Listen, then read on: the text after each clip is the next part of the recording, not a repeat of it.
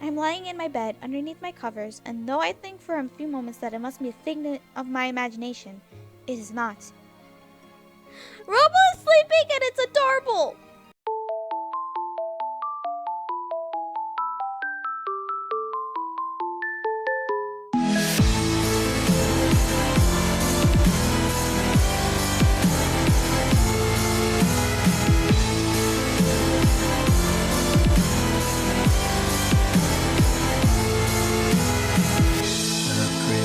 Lives in a monochrome world, working from the side through her lonely eyes. It reflects the ocean and stars, but her cry echoes around the simple loss of love in her heart, making this whole fairy tale alive. Mirth and sorrow's tender embrace. This was never meant to happen. The day, the only reason you have to stay.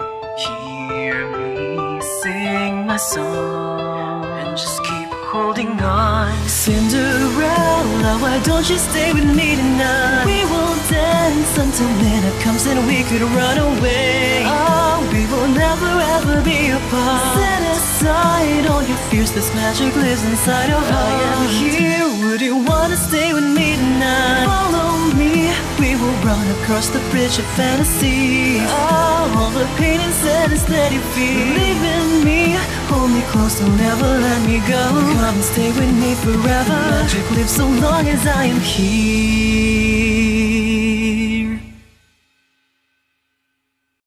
What's up guys, the name's Angielle and welcome back to Cinderella Phenomenon. So last we left off, Var captured us and we're back in the palace and everything's not as dandy as we hoped. The family has captured it and we're like, okay, we're trapped. But Dolores Chevalier came to the rescue and everyone else too. So we tried to escape, but then Matros decided to be a bitch and you know the rest. He ruined the plans and oh my god, and we're at the last chapter. So let's hope I get the good ending and let's continue because I want to see if we could break Chevalier's trance. My poor baby. Let's get to it. Chevalier, don't listen to him. Just look at all of these men you cannot save. All of these men dying before your eyes. Bitch, shut up! No! Chevalier, we have to get away from here. How many people have you really saved? In the grand scheme of things, you have no talent. That is why you sought help from a witch. No! Matros' voice is oddly calm and I can feel some sort of presence in the air that is different from normal. A knight plunges a sword through another's gut, causing him to lose his sword. No! The sword skitters across the floor, gleaming underneath the moonlight. I look desperately at Chevalier and realize that the magic is already working its way into him. He does not see anyone except for Matros, who is still smiling at him from behind all of the knights. I glance at the sword, remembering what Chevalier taught me. Matros is unguarded right now, but I have better judgment than that. And I told Chevalier that I was going to steer clear of the burden of taking someone's life. I have a promise to keep. I gazed up at Chevalier and realized that this was how he looked every time he regained a memory, like he was stuck in his own mind. There's only one thing I can think of to get him out of this trance. I clenched my hand into a fist. Oh god, yo, you did it! And I punched Chevalier in the face. Oh my god, you couldn't have slapped him? Ow! God, it's my face! Impossible! Ha ha ha ha! Go die in a hole or something. Chevalier's eyes clear when he looks at me, and I can tell he's distraught, but his eyes are seeing the present. Sorry, I thought I lost you. I suppose I needed that, didn't I? Chevalier smiles sheepishly. It is fleeting and gone by the time we both turn to Matros again. Chevalier looks straight past the still fighting knights. If it is Walter Chevalier, which it must, he hides it beneath a neutral expression. How did you break my spell? You cannot even use any magic! She didn't break it with magic. She broke it with the power of love. I knew he was gonna pull something cheesy like that. I knew it! That's Rumpel or Chevalier for you. I stared at him skeptically. We both know that it is not true, and I know Chevalier well enough to know that he does not mean that. Same. But Mythros looks furious. Ha ha! Love? Ha! As if some fairy tale love could save you from this predicament. Bitch, watch me! Princess, you're a witch! We feed off negativity, off of chaos and loathing. Love serves us no power. Life is about balance. Rena taught me that. And though I might not be able to uphold a balance of negatives and positives myself, I'm at least going to try. You could try to do the same. Maybe you should look beyond your depressing life and start reaching for something that gives you happiness. The only thing that gives them happiness is our mother. Ugh. Something that won't plummet you back into the same darkness. Mythros snaps his fingers and all the knights freeze. Then they turn to us, swords raised. I do not need to be lectured by some lovesick fool. By all means, cling to your love. I will show you how fragile it is. Witches do not need love. Mythros holds out his hands, and the knights begin their steady, deadly march toward us. Chevalier takes my hand and pulls me back. But I see my opening in the narrative. Mythros enjoys inflicting pain with his words. And I can do the same. If you do not need love, if you do not need affection, then why are you doing this all for Mother? Ooh! I am not. You are doing it to be recognized. Why? Every student wants to impress their teacher. His words are calm, but there is desperation in them. Mother was Mythros' teacher? I thought he was just reviving her as another witch, but... Do you know Mythros? It was a long time ago. We both shared the same teacher. Teacher? Wait. Waltz, are you a witch? Yeah. Waltz was Mother's student? No, I cannot think about that now, but I can use this to my advantage. I do not remember Mother's students in the least, but one of them turned out right. Ooh, she called you out. Ha ha ha! The other did not, and I can see the bitterness in you. It is the same bitterness I held, only yours goes deeper. You will not sway me with your foolish words. The knights begin to rush us. Their run is more of a pathetic shuffle given the harmed state that they are in, but this does not slow them down. We're going to run. But, trust me, Princess, I will protect you no matter what happens. He grabs my hand and we wait. I can see Chevalier's eyes darting around as he searches for an opening. I can feel the pulse of his quickened heartbeat through his hand, and I know he's panicking. Parfait? Suddenly, there is a massive luminescent gold wall in front of us. The knights stumble right into it, their swords hitting the bright barrier. Parfait! Are you two okay? Parfait rushes to stand in front of us. Mythros' expression is a cold, angry glare. He measures the situation with critical eyes, and then he turns away and begins to dart down the hall. Oh, no you don't! Ugh. Parfait collapses to one knee, arms still outstretched to maintain the barrier. Delora appears. She's flustered and bleeding on one arm, but she still stands straight. Delora holds up her hand and summons fire. Put down the shield, Parfait. I have this. Parfait releases the shield and the magic projectiles shoot out at the knights. The two edge the knights back through the hallway, but I can see Parfait growing weaker and weaker by the moment. Parfait takes a deep, shuddering breath as she tries to stand. When she falls yet again, Chevalier takes a step forward and looks at her urgently. Lady Parfait! I'm fine. Don't fuss. Her breathing is labored, but she still manages a smile. I fought in the Great War. This is nothing. She looks at me and Chevalier. You two need to leave. But you're... Fine. I just need to gather my energy.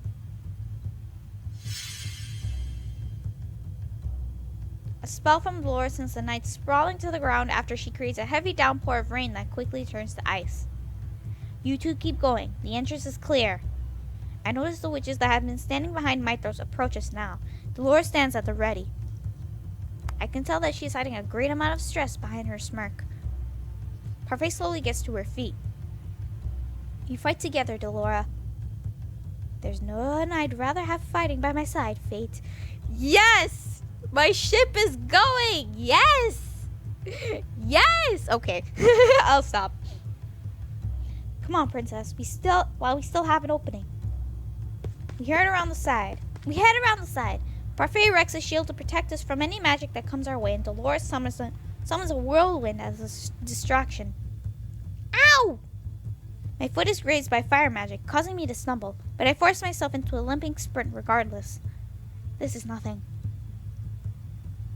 At the entrance, I pause in the middle of the room. The main entrance hall is eerily silent. And then I see Mythos edging his way into the king's throne room. He is holding tight to Emmeline. He noticed me and watching... Bleh. He noticed me...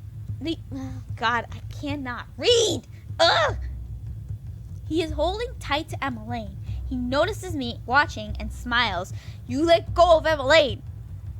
Then he disappears into the throne room. We have to follow him. Princess, he has Emmeline! Chevalier's posture and expression are indecisive, but mine are not. I know, Mythos is baiting me, but I cannot leave her alone. I don't want to leave her alone either. She's like my friend. Well, sister, okay? My gaze moves around the hallways as I search for other knights. The place is empty, but it is not long before we hear footsteps. I tense at the sound, and Chevalier holds tightly to my hand. Then suddenly, as the figure draws near, I recognize him, even if he seems a completely different, older person. Walt! Oh my God, you got the Neverland box. Thank God, thank God, thank God. Thank God. I thought I just left it there. I finally found you. Walt? You broke your curse. But how? Chevalier stares at him in awe.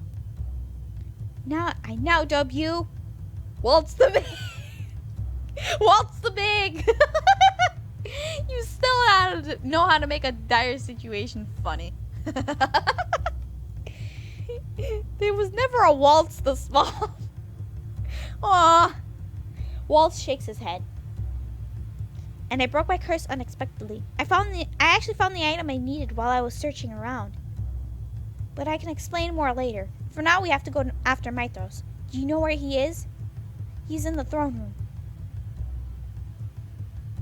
Mythos stands in the middle of the empty throne room, holding Emmeline to him. He has his hands around her neck. Emmeline! No sudden moves, you three, or this girl dies. And I do know how much death bothers you. With a start, I realize he is talking to Waltz. All three of us are frozen. Myth. Traitor. Why can't you see that Hilda wasn't trying to teach us? She was trying to corrupt us. Silence, traitor! You betrayed her. During the war, you betrayed our own teacher. Betrayed? Hildyr was corrupted. She cannot be saved. How dare you use her name? Mythos' fingers tighten around Emmeline's throat. I can see the tears running down her face. Her sobbing is quiet, but it still reaches my ears in the silent room. Varg! Oh God, no. Varg appears from the darkness, as he did before. He smiles at all of us from behind Mythos, eyes glinting mischievously. You didn't finish the job. You were awfully vague when you told me to take care of them. You know, most people would assume that meant entertaining them and offering them refreshments. God. This is why I love Varg. Obey me. Varg turns to us. He draws a sword he used earlier, his smile fading. I think I see something like pain in his eyes, but then I think it might be my imagination. He looks stoic as he moves towards us. When Waltz moves Mythos' hand tightens over Emmeline's neck, and she cries out. Chevalier is watching everything quietly. The concern in his eyes is muted by the urgency. I follow his gaze around the room, wondering what he is searching for. Myth, is it? You were injured during the Great War. I tended to you once.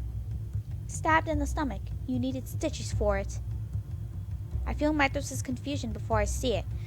For just a few moments, though, his gaze is set and turned on Chevalier, his eyes probing him for information. No one came for you. Your teacher must have thought you were too weak, that you would die. Mythos' hands fly away from Emily's neck as he lunges towards Chevalier with a snarl, his expression mad. Ha ha! You fell for it! The room breaks out into chaos then. I feel the rise of magic beside me as Walt readies a spell, the tension in Chevalier's body as he prepares to shield me, and lastly, I see Varg zip across the room. Everything goes white. Okay? When I look up, I see Walt standing in front of me with a shield. Mythos' hand lies flat against the shield, and I can feel the heat of his magic. Varg lies on the ground beside his fallen sword, unconscious from the impact of magic. Even Chevalier is on his knees. Oh, Varg! Chevalier! I rush toward the sword at the same moment Walt pushes Mythos back onto the ground. Then, sword in hand, I stand above Mythos and aim it at his neck. The blade touches his skin without sinking into it. Emmeline is hiding behind the throne, staring out at the scene with shock on her tear-stained face. Will you kill me? Mythos' smile is a mere shadow of itself. You saw the soldiers in the clinic today. You saw how close some of them were to death. Did you see the hollow look in their eyes? I've seen that look many times. It is the look of a man who clings desperately to life. Every life is precious, and a life is still a life, whether it's vile or not. It is still a responsibility you have to bear. I know how valuable lives are because I have helped so many people. That desperation is in Mythos' eyes now, a man that clings to life. It would be so easy to slice his throat. I've seen so much bloodshed on this night, and it was all caused by Mythos. If I kill him, I can stop it all. I can stop all of it. But that would make me no better than Mother. I drop the sword. Mythos actually stops to stare at me in shock. I am not like Mother. I will not kill you for revenge. No sooner have I said the words that I feel a sudden heat at my chest. My hand instinctively reaches up to grab the necklace around my neck. And then there is a bright light. We got our third good deed! When the light clears, a new source of light catches my eyes. Glass slippers! We did our good deeds! We broke our curse! Yay! I stop to stare down at my feet, which are in glass slippers that shine so brightly that they sparkle even in the dim light. But I have no time to admire the shoes or the weight that has fallen off my shoulders. I barely recognize that the Fairytale Curse has been broken. Emmeline rises from behind the throne and screams. Rana, watch out! Mythos has grabbed the sword with his hand, turned it around, and is aiming it at my chest. Oh, no, you don't! It hits a barrier. Parfait stands beside me once more, her face devoid of any color. I did not see her rush in here. She takes a step forward, as if to shield me. Out of my way! Mythos draws the sword back and plunges it against the shield. This time, the blade is coated with darkness. It pierces the already flimsy shield, and the blade goes through Parfait's heart. No! Parfait! No!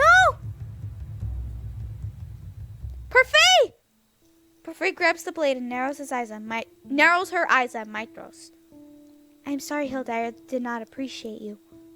Something swells inside of me as I stare at Parfait. The sword is impaled in her, and I can see her eyes go glassy. I cannot speak, cannot breathe.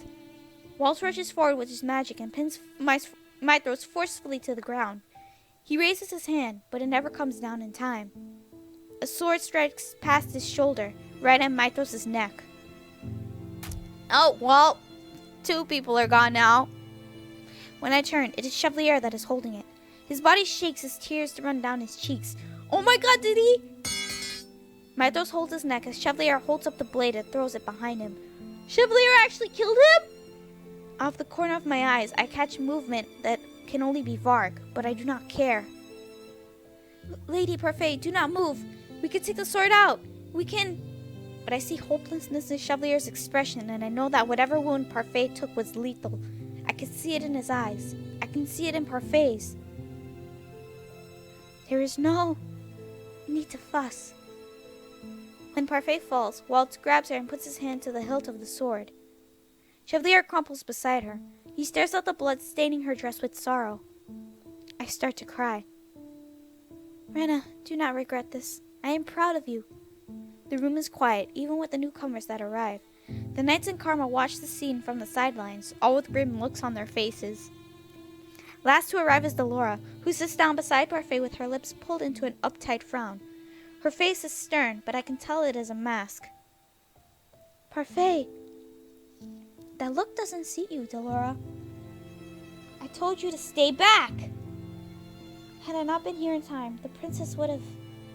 Her words fall apart as she begins to cough. Delora leans over her and shakes her head. I'm sorry I didn't come sooner. Everything is as it should be, Delora. Parfait cranes her neck to look up at me. Wipe away your tears, Rena. What you did was a good deed. You spared a man's life. But life is not a fairy tale. Humans are good and bad. No, it isn't. But the fear of death makes the life even more valuable. Do not worry, Princess. I chose this. Parfait smiles. It is mystifying to see her smile when her body is slowly crumbling away in Waltz's grasp. Parfait's body is what gives out first. Her eyes go next. They remain focused on me, still smiling. Her body begins to glow as her body slowly fades away. Oh dear. Parfait! Parfait! Laura turns away. Even if she is not shedding any tears, it is clear that she is heartbroken. Oh no! She closes her eyes and releases a shaky sigh. Sweet dreams, my friend. I do not know how long we all stay in that room, mourning the loss of Parfait. Karma, Jurien, and Garland eventually spread out to search for any remaining danger. At some point, they return with the king and the rest of the family. My reunion with my family is half-hearted. I do not know what to say to the people that I hated only months ago. Despite the quiet, they all take me in with open arms. The king stays by my side long after the others have left. Karma and the knights return to the marchand to tell the others the news. Waltz goes to search the palace for any remaining resistance. Only Delora, Chevalier, the king, and I remain. Chevalier cries. I have never seen one cry before, but his heartbreak is my own. Oh, Chevalier! What happened was a nightmare, but eventually it ended. Last night, Varg escaped the throne room. No one saw where he disappeared to in all of the chaos. I am beginning to believe that his feint was a trick. Since the night had left everyone so tired, we were offered rooms in the palace. I came to my room with Chevalier, where the two of us attempted to cover each other with words. Chevalier was especially shaken, being the one to kill Mythros. He was in tears for a long time. Oh, you didn't have to! You didn't have to kill him! Oh God! Chevalier!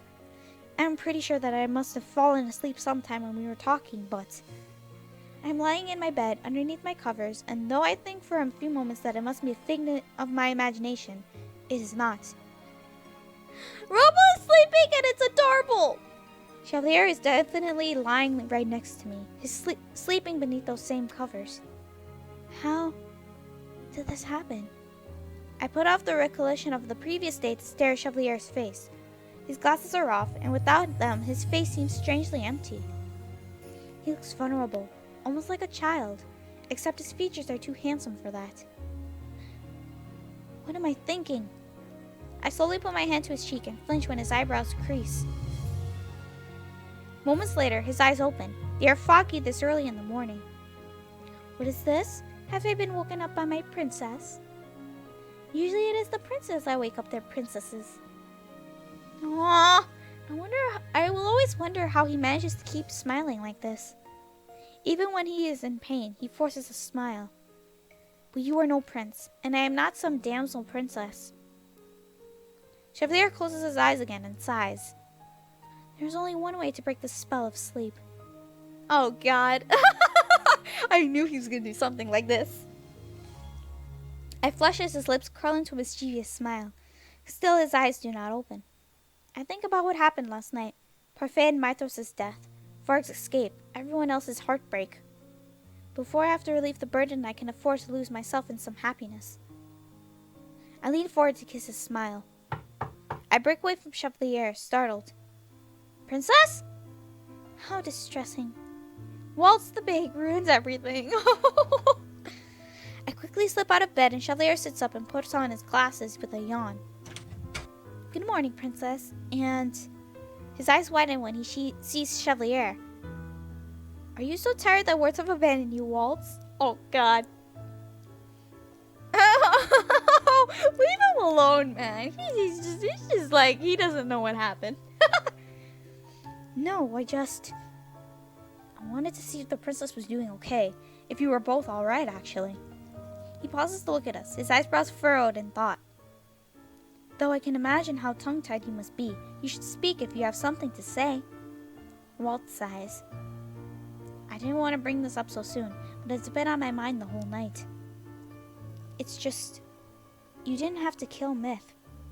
That was my job. Your job? I doubt that. Besides, I didn't want to kill him. It was a reaction. The room goes silent for a few moments as Chevalier stares down at the floor. He told me before that lives were valuable. That is why I tried to save Maitros, but in the end, my sparing his life forced Chevalier to carry the burden of his death. He has already told me that it is not my fault. Parfait said that what I did was a good deed, but still. Killing Maitros saved us more casualties. I hope I can convince Chevalier of that. Most likely, he will wrestle with that guilt for a long time. I turn my attention back to Waltz will the questions to the back of my mind for the time being. Waltz, there are questions I need to ask you. About how he broke his curse, about Mother being his teacher, about Maitros. There's so much to ask him, I do not even know where to start. We have plenty of time for explanations now, Princess. After your birthday, Delora and I will pick up your magic education, but for now, you should rest. I'll give you the full story of my apprenticeship and curse another day. But Princess, Chevalier, I just thought I'd let you know that when Parfait came into this battle, she expected to die. She told all of us that while we were sitting around trying to plot a rescue plan. I glanced at Chevalier, who nods quietly. Was it because of her frailty after the Great War, or did Parfait somehow have a feeling? Oh, and also, congratulations on breaking your curse, Princess. Chevalier sits up straight, his eyes narrowed behind his glasses. Waltz, I was supposed to congratulate her first. Oh God, please don't fight. It's okay. Chevalier stands up and kisses me promptly on the cheek. My cheeks flush, and even Waltz looks embarrassed. Oh, Waltz, no. Congratulations, my sweep. It was all very dramatic when your curse broke. There was this bright light and... Wait. Why was there no bright light when I broke my curse? Oh, God. Chevalier, it's okay. It's okay. It's just that, it's part of my curse. The glass slippers had to shine bright light, Yeah, I'm sorry.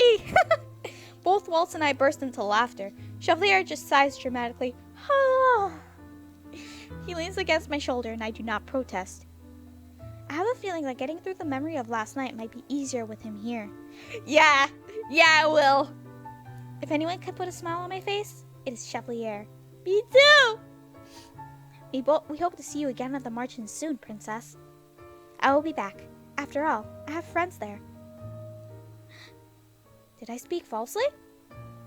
No, of course not. It's the truth. Anyway, I need to get going. I've explained what happened to your father, but you should talk with him privately soon. After everything that happened last night, speaking to the king is the last thing on my mind, but I suppose it must be done. Thank you, Waltz.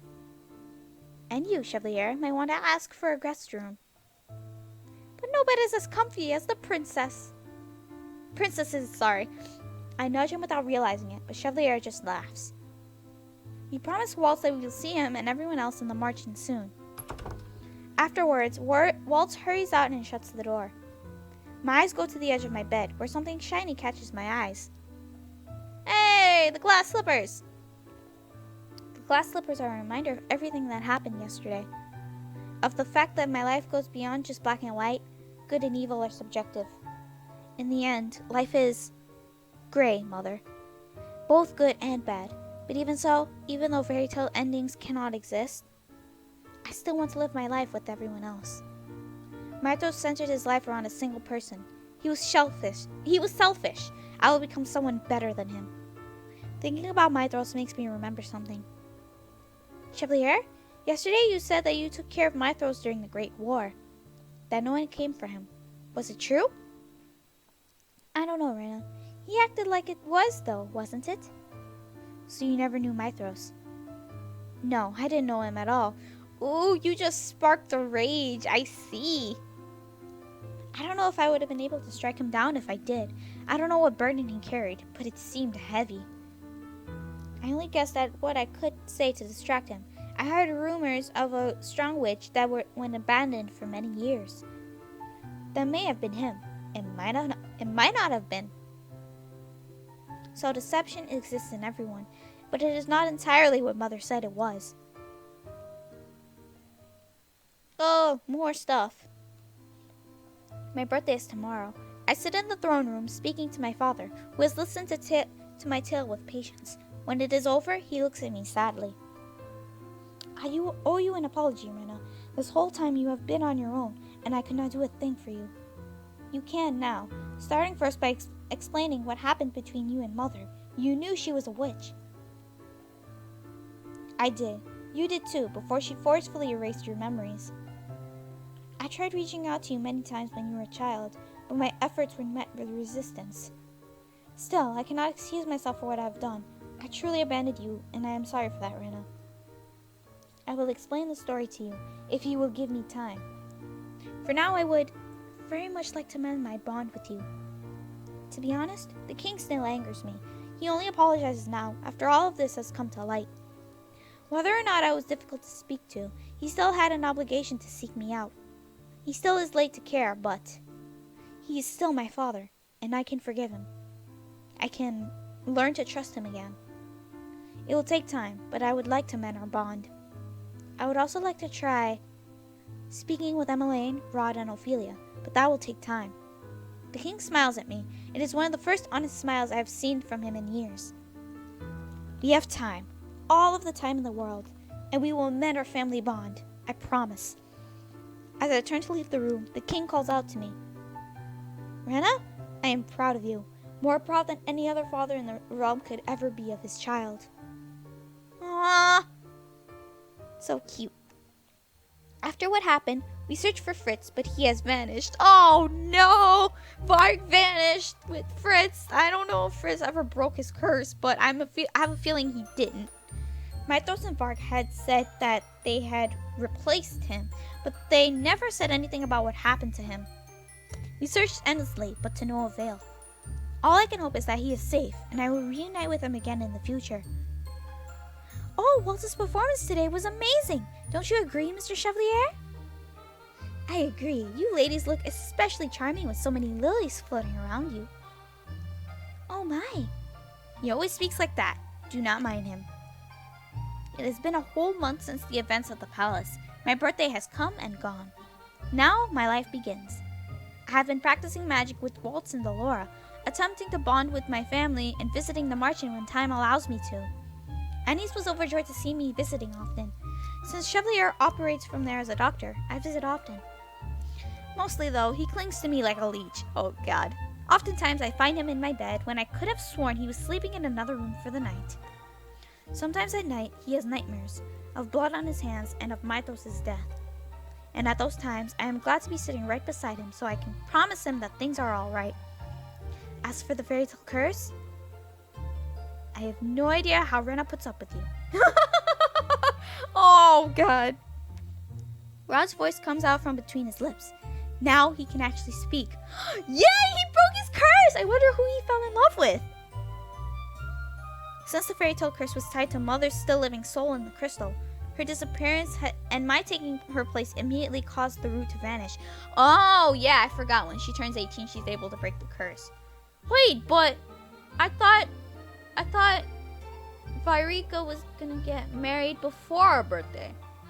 And he I don't understand, but I'm happy Rod is alive. I'm just happy Rod is alive.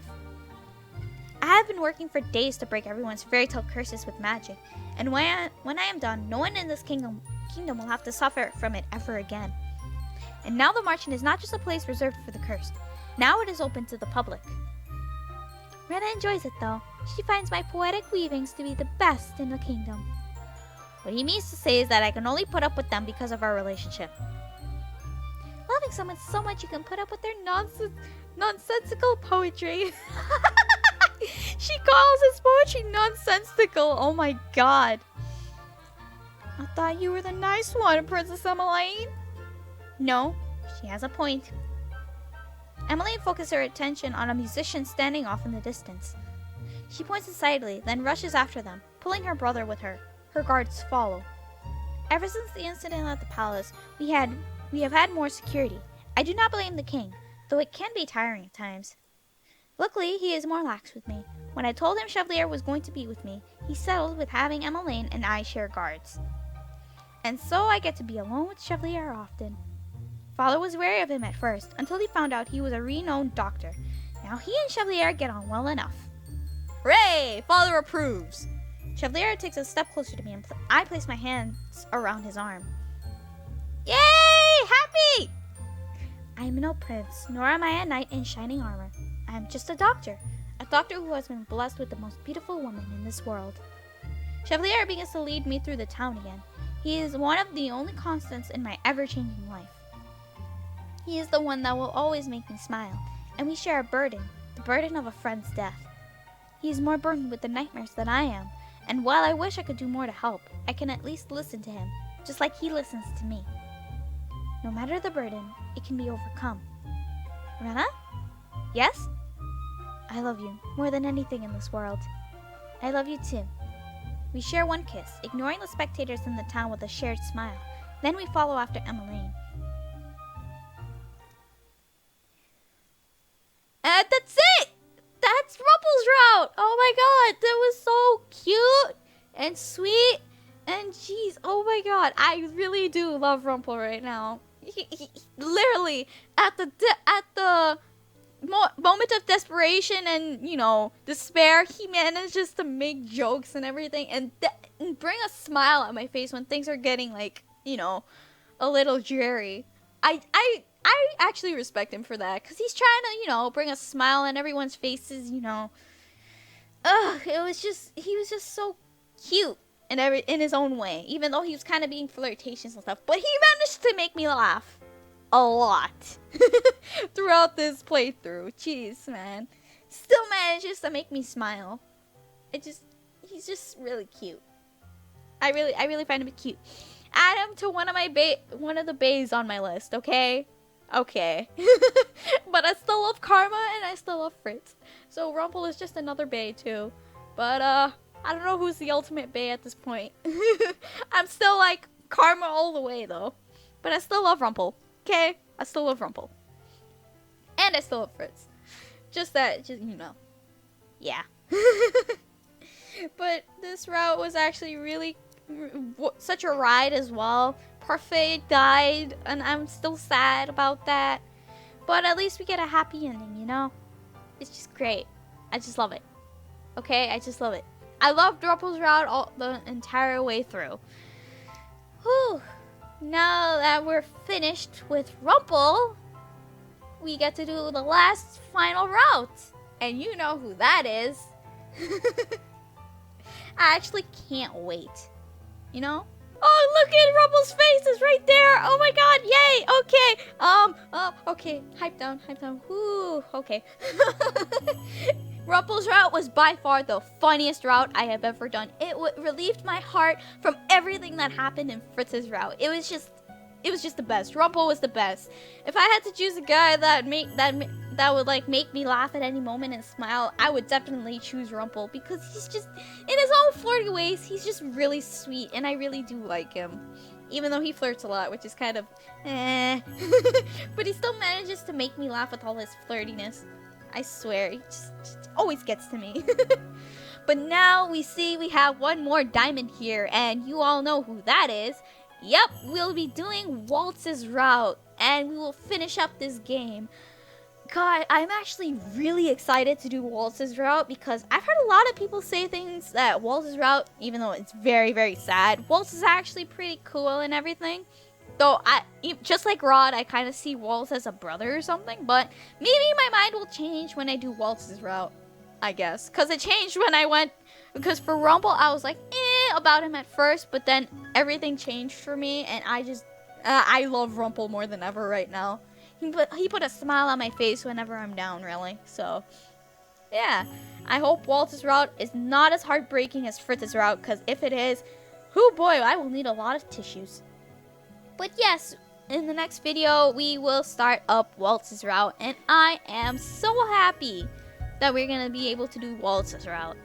So, with that being said, thank you guys so much for watching. If you guys liked this video, give it a thumbs up.